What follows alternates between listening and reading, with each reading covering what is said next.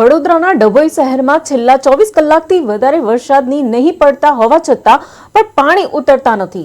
ખાસ કરીને ભાથુજી નગર, રાણાવાસ, કઈ ખાડા અને પશુ દવાખાનાના વિસ્તારોમાં પાણી ભરાવાથી જળમગ્ન બન્યા છે।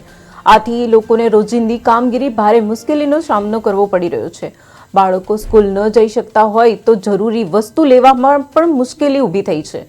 નગરપાલિકાના પ્રી મોન્સૂન કામગીરી પર આ વિસ્તારોની સમસ્યા વારંવાર રજૂ કરવામાં આવતા હોવા છતાં કોઈ સત્તાવાર કાર્યવાહી ન થતા લોકોમાં રોષ ફેલાયો છે।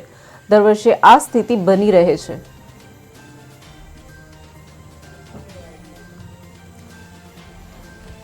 આસમાં જે વરસાદ પડેલ છે એમાં તમે પરિસ્થિતિ જોઈ રહ્યા છો કે લોકોના ઘરની અંદર, અમારા ઘરોની અંદર પાણી ભરાયેલ છે અને રોજિંદા જે જીવનની અંદર જીવન જરૂરિયાત વસ્તુ લેવા મૂકવા કે જવાની અંદર ખૂબ જ તકલીફ પડી રહી છે।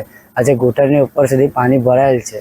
લગભગ આજે 2-3 દિવસથી ચાલી રહ્યું છે અને હાલાકીમાં બહુ જ ખરાબ કન્ડિશન છે। આગળ જેવા કે ભાથીજી નગરની અંદર, પછી આગળ ગોલવાડની અંદર, પછી આગળ રાઠોડ ફળિયો છે, એમાં અતિશય ખરાબ પરિસ્થિતિ થઈ રહી છે અને પ્રશાસનની માંગ છે કે આગળ આનું પણ ધ્યાન કંઈક દોરે।